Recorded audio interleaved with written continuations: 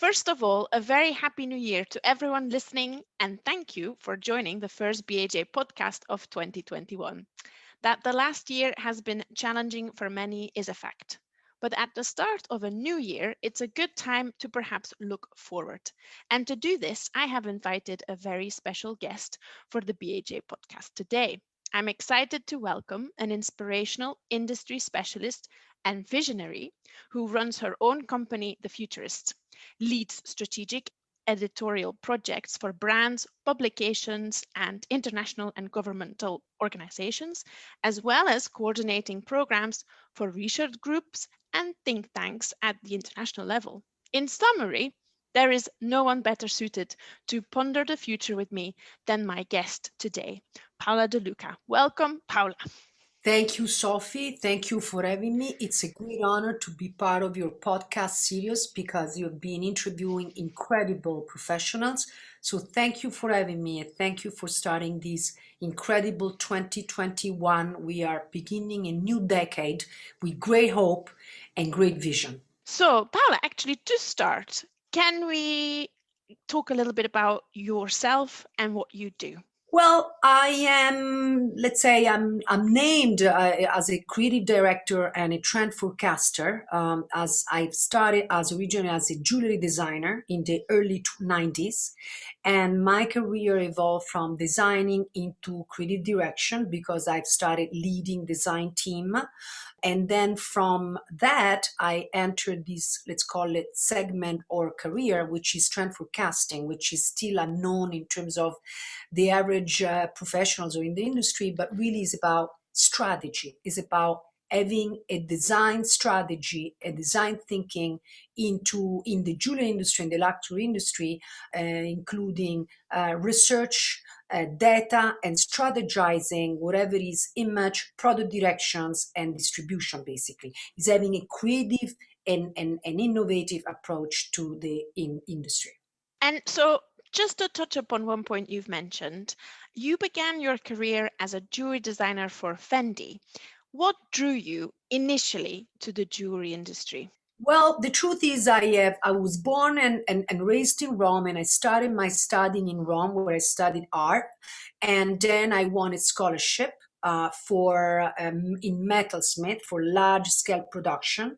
But the real passion that I had was fashion.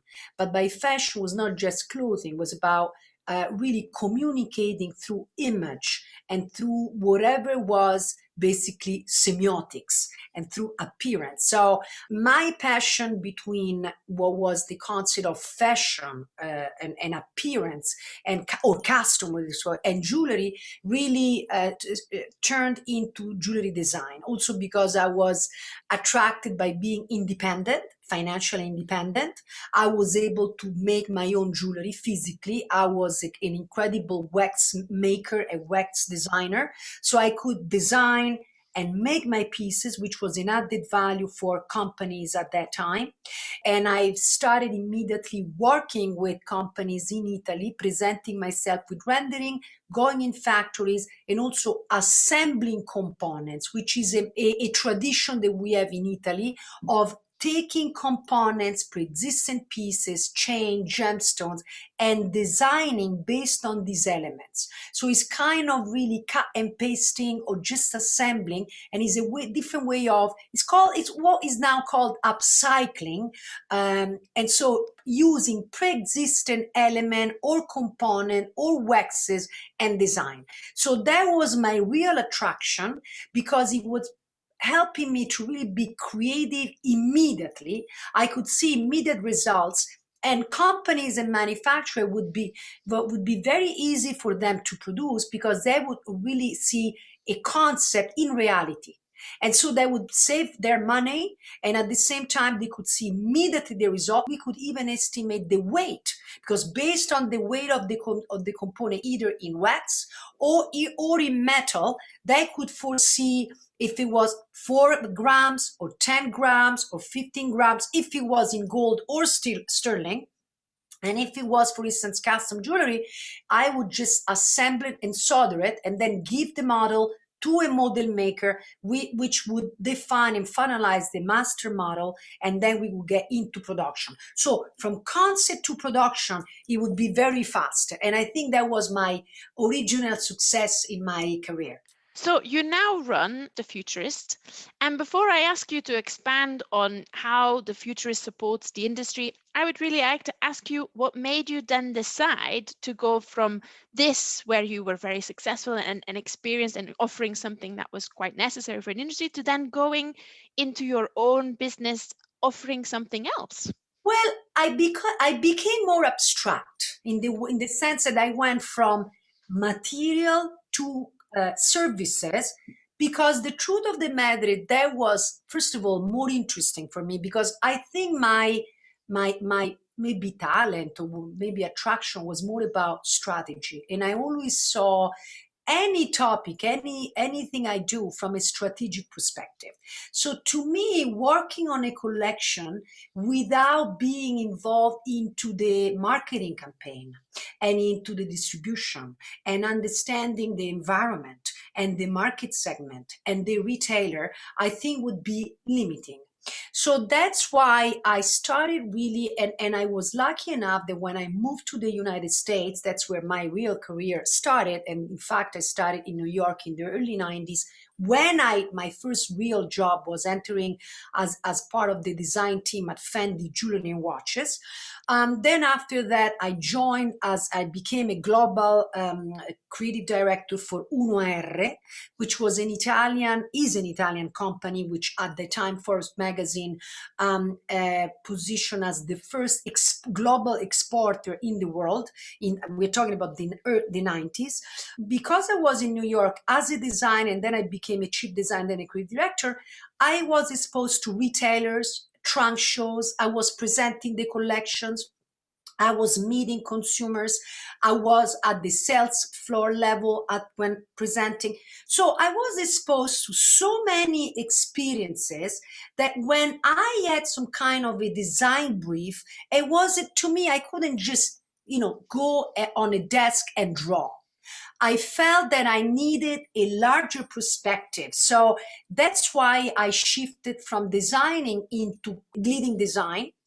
And then the leading design translated into creating strategies that could basically embrace the entire executive team. I was lucky enough, and of course I was supported by people that for some reason believed in me. And so that was very interesting. And while I was doing that, I started also being an editor for Vogue Vogue Jewellery at that time. And so I became also a correspondent. My editorial segment was trend forecasting and antennas. So my strength was spotting upcoming trends. And when I call trends, this is very important. It's not about finding just niche, amusing, a unique element, but really macro trends that they come from consumer sentiment and social cultural shifting that then is going to embrace products and changes. So it's not about if oops are popular or not, or a ring, but why people is drawn into oops or another basic product, and what does it mean basics today.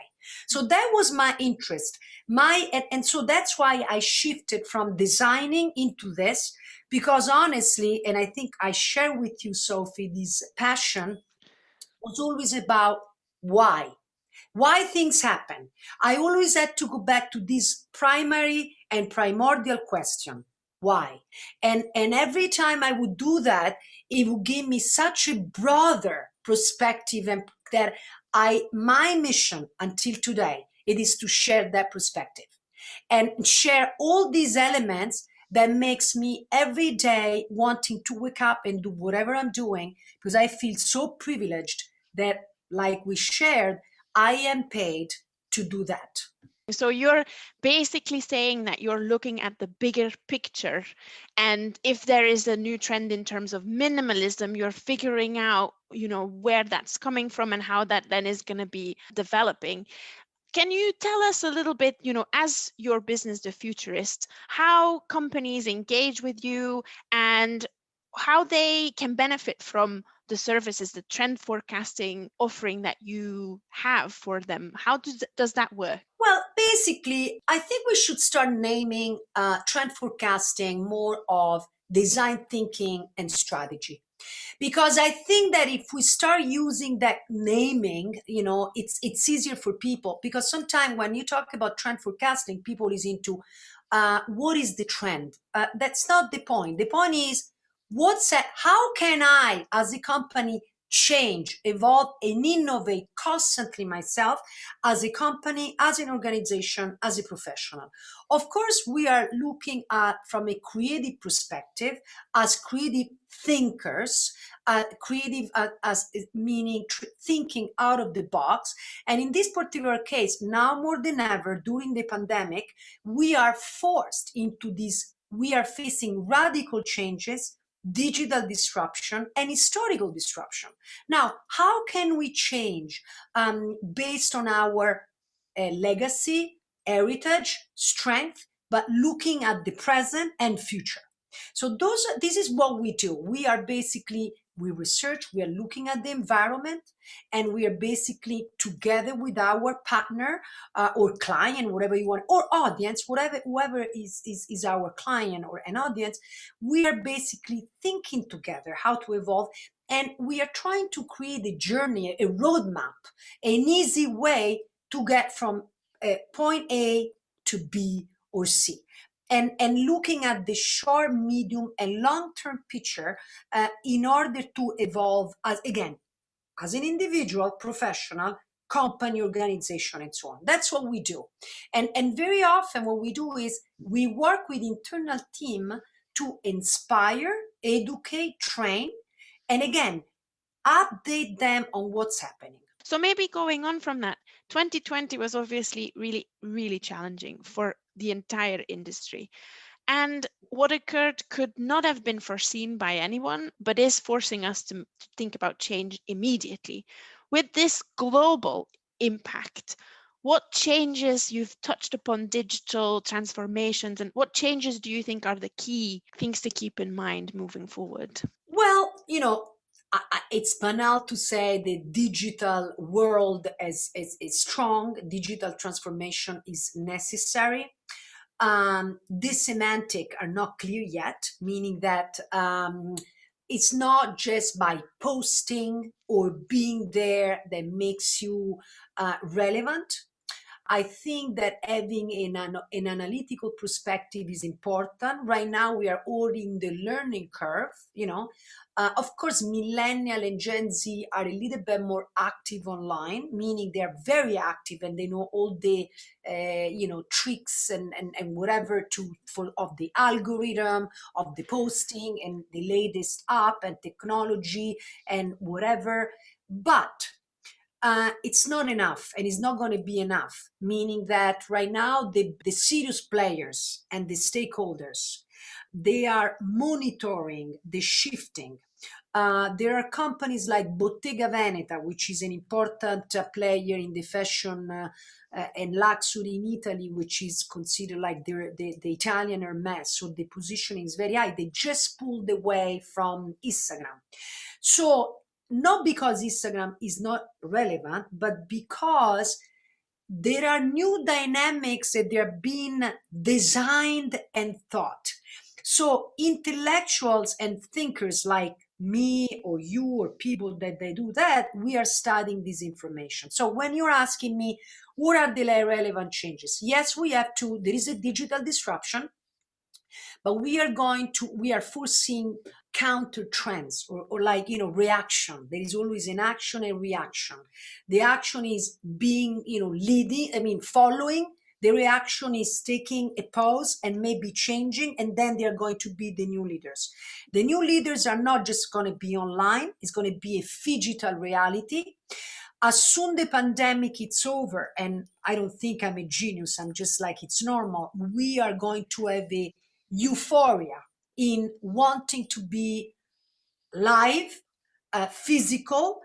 I think that we are going to want more to live a 3D, six senses experiences, with fragrances, color, emotions, temperature, air quality, and physical. So stores will need to become the ultimate luxury or place or destination for physical experience. They might also be supported by AE presence or like magic mirror, because you want to maybe try something on without, undressing yourself or putting something on. And we are going to have some kind of merging experiences online and vice versa physically. So I say that right now, everybody has to go back to study, especially the top management, taking courses online, unlearning to relearn, rethink, and redesign their present and future. In a way, a very interesting future to look forward to. I mean, maybe following on from this, you work in close contact with the Fiera di Vicenza Fair, now part of the Italian exhibition group, and you regularly speak and organize panels at the annual trade show. Now, with the pandemic limiting travel for at least, another year, and likely affecting travel maybe moving forwards a little bit as well, do you think that formula of a trade show has to also think about adapting? Well, I think, Sophie, the world already had to adapt and adapted, because unfortunately, trade shows all over the world has been cancelled for obvious reasons, for like, airport being closed, the vaccine limitation, lockdown, and so on. So the shifting is that we cannot wait as Fiera di Vicenza to be live again, like every show. At the same time, we have started a journey online in order to keep the communities together and to find new format to update and network and communicate whatever it's happening right now. We are kind of in a virus war that we are facing, and because of that we are communicating more and more online with podcast and webinar and live, and it's our duty to support the industry. We said that before, you and I, it's our duty to give back to the industry and help.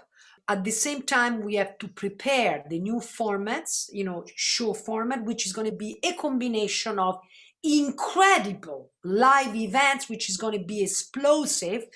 As soon we're going to have one, and at the same time, keep the crescendo, that online, because things are mixing, blending, evolving, and they're becoming fascinating. So I think everything is going to be great. I mean, honestly, I see the key word is euphoria. It's going to be amazing. I really feel it, because even economic people, even though right now there is an global economic crisis, as soon the lockdown ends and finally we can walk, people will be spending money, will just the hope and the revenge, of really wanting to be alive again.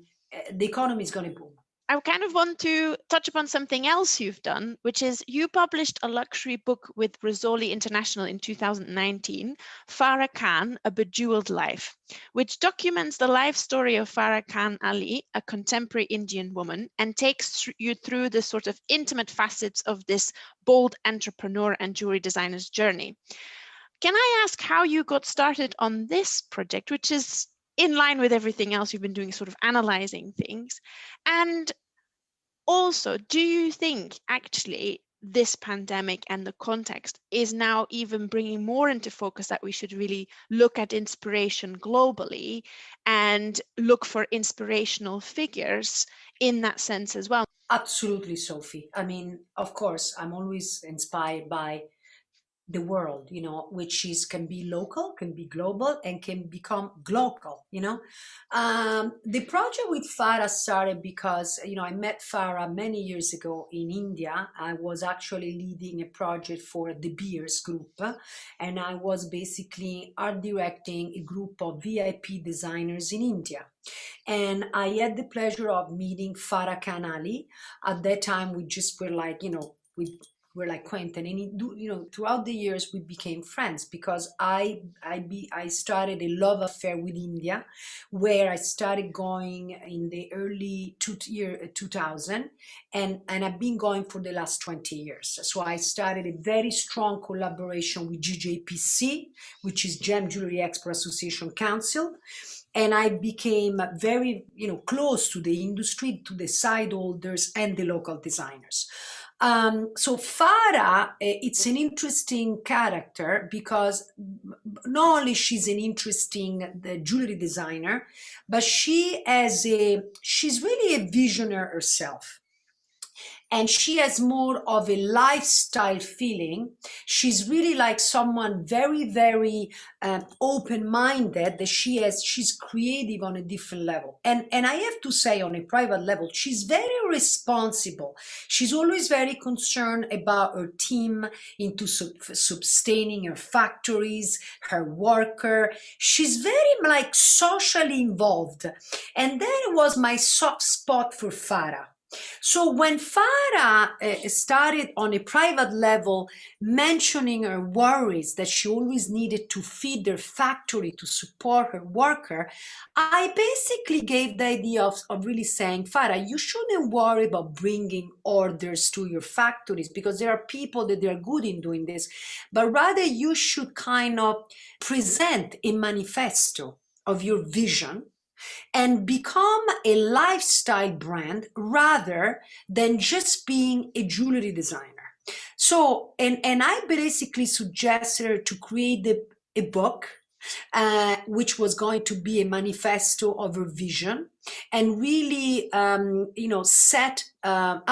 the pillars of her vision, and create a world, the journey that was going from intangible to tangible, from spirituality into finished product, from nature into color, gemstone, and textures. So what I did is I curated something that she was doing unconsciously, and I translated into a journey that was going to basically narrate Farah, contemporary India, to the world. So I took Farah as a case history that could be done for designers, for brands, related to their local territory, which is in this case is an incredible place because India, I mean, India, how can it be more inspiring than India, And I was lucky, but in my last 20 years, I've discovered in India that is not popular for everybody, so India, contemporary India, underground India, fashion, because usually India is known for, all the traditional, the sari and the elephant, instead, India is very, very edgy, it's very, very innovative. There is technology involved. And Farah represents modern India more than ever. Of course, she's a privileged, eclectic individual, but she represents modern women, modern entrepreneurs, and modern India. That's why I've done it. And I think this, let's call it format, even though I don't like to call it format, it can be reproduced conceptually for anyone. Could be, again, a professional, a designer, a company, because now the buzzword is storytelling. Okay, we need to storytell, we need to create a narrative for anything we do, and we need to understand the why things happen, how they evolve, and where are they going. And I more than the books now, more than ever, it's kind of a roadmap, a visual journey that can be then translated into a digital strategy, a communication campaign. So when they're saying books are obsolete, I don't think so. Books are the document that will remain and stay from now onwards for like the next centuries and more. Of course, you need the digital part, but the book makes you like the monument of your thoughts and vision. And that's why I did this. And I was lucky that Rizzoli, which is, an important publisher, decided to publish it. And we got the recognition of Forbes magazine, New York Times, and so on. And so I was blessed together with Farah and Rizzoli for that. It's an amazing idea that it allows these stories to be seen across borders, because that doesn't happen enough. It's often that you see a facade of a company, and it's rare that you then, given that I'm not in India, I couldn't talk to Farah, but by having her word or seeing it in the book, you suddenly are very close. Yes, but and I want to add something else, Sophie, to what you said. I think you know what's happening, and again, I consider myself someone that thinks is outside, almost an underdog. Okay, I mean, meaning I always like to be independent, and this has been my strength and my weakness, at the same time. Everybody, especially online, they tend to feature the establishment, the big brands, the known brands. I think that the most important, the most interesting, refreshing, and inspirational stories are the ones to be told. And I'm constantly seeking for the ones that no one ever share. I'm looking at Africa. I'm looking at the Middle East. Lebanese designers, again, African design. Africa right now, it's booming. There are incredible designers. I mean, also like, forget just like men's Black Lives Matter. I mean, because of course it's an issue that we have, but African and Afro-American, they have so many ideas.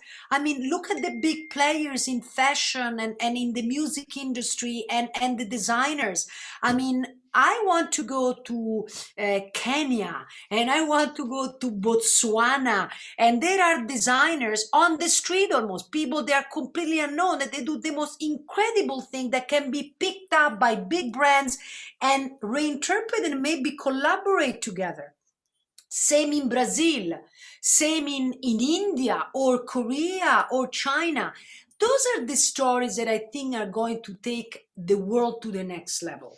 I mean, I don't want to mention big brands because I don't want to bring either negative publicity or positive, but it's like enough with the big brands. They are completely trying to reinvent themselves, and they're struggling to do so because the world has changed. And maybe the big brands need to do capsule collections, collabs with these people.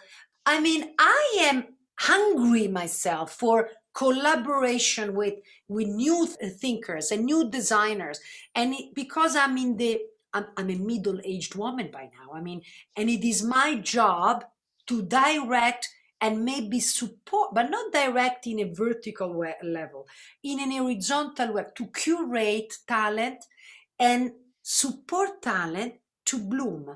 And this is our duty, and same has to be done by the big companies, the big corporation. The big corporation, they have to help designers and change, and that's how we're going to take it to the next level. Otherwise, we are silo thinker versus then siloless players. Beautifully said. I think it couldn't be said any better than that. During the pandemic, you have worked with Jewellery Outlook, organizing a range of webinars, talking about a range of subjects. And in one of them, you highlighted sort of the need for companies to do certain things differently. Can we expect more of these things? Where should companies go to stay in this conversation and to engage moving forward? First of all, I want to thank David Broth, which is the founder and editor-in-chief of Jewellery Outlook, which he did an incredible job himself into developing this incredible specialistic platform of jewelry within the trade, of course, B2B. And David did a great job and set an example. And so I have to thank David for always including me in the project, as I always did with him. I think that there are many activities and many steps that each of us started individually. Some companies have been faster than others. Some people that have been moving incredibly well, fearless, I would say. Some other companies are a little bit more conservative. I think that we really have to go back to think tank, together. I think that think tanking today, and this is something that we as professionals, we may need to offer, to have like think tanks either online with groups or individually. Actually, this is something that I should launch, and we should launch, where companies may share their concerns, doubts, limitation, because what the pandemic I think really brought into, in a positive way actually to the table, is the need for creating squads or team. I mean, we should not be, and when I say, once again, I'm going to use the word siloless. We should embrace a collaboration. We should not only think about commercial in terms of what can I get from it? How much money can I do from it? Because it's no longer about how much money you're going to make, because you might not make any. I don't know if it makes sense. I mean, if you keep thinking only about money, you're not going to make any money. It's about how can I grow, and how can we grow together? How can I learn from you? What can I give you and offer you? And how we can grow together in a sustainable and ethical way. Now, it sounds nice, but that's the only way to go about it. I mean, if everything I do, I'm going to ask for a fee, I'm not going anywhere. I mean, I've started projects during these 6 months, 8 months with no money. I just did it because I thought it was necessary to do it. And sometimes I accepted very limited budgets, because these days the economy is struggling worldwide. So I am doing things I don't want to use the word generous, because I'm not generous. I do what I think has to be done. And I know that the industry and the world will reward everyone that has contributed during difficult times. And money will come to me and anybody else that has that approach. So I think that today we have to help each other, and company have to say, you know what, let's sit down together. What can we do? And what can I give you as well? Not just what can I get from you? Kind of, when you're talking, it kind of reminds me of sort of open source thinking. For example, you have all these, particularly in computing, you have all these open source platforms where you have this code being shared and people look at it and they give feedback. And I think this happens in certain industries and it doesn't happen a lot in our industry. But this is a super valuable resource, that open source thinking, putting that problem in front of a bunch of people and getting lots of people to think about it from all these different perspectives is super valuable. And I can't wait to see what you'll end up doing next. I hope I'll have an opportunity to be part of it. You are already part of it. So I thank you from the industry perspective for your podcast, for your research. Your contribution is extremely valuable. We need to create open sources, and I agree with you that this industry and this field and this sector, it is limited, and is being in a way the limit of the industry. But everything that is a limitation, it is an opportunity. It is our duty to take it as an opportunity. Once again, not with the approach of saying, what can I get from it? But rather say, what can I do? And where can we go together? And things will happen, for you, for me, for others, and in very mysterious ways. But that's the magic of life. I mean, if we have a thought, and if we have an internal urge to do something, that's our life purpose. And by fulfilling your life purpose, you are enriching yourself with light and energy. And now I sound very holistic and spiritual, but the concept of life purpose, that's what it is. So if I feel that creating an open source platform in terms of sharing and giving, that's something that makes me spark and gives me energy, that's what I have to do. And that's what we have to do. And by helping people, people will help you back in different ways. Maybe just say thank you. But thank you can bring you a long way, you know? It's never been more challenging to plan for our immediate future than today. Whilst the world is grappling with this crisis, I do believe we need to pull together and reimagine ways to connect, ways to celebrate, ways to exchange ideas. There's no one more interested in stimulating change within our field than my guest today. And I would really like to thank you, Paola, for your time, your insights, and all you have done already for our industry during this difficult time.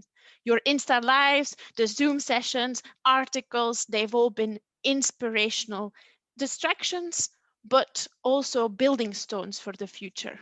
We are very grateful for your efforts and expertise. Thank you so much, Paula. I thank you truly for, your passion, your excitement. Merci. Next month, I'll be joined by another guest, so watch this space to find out who it is. But for now, this was Sophie Boons for the BHA podcast series Future Forward Thinking with Paola De Luca. Thank you for listening and have a wonderful day.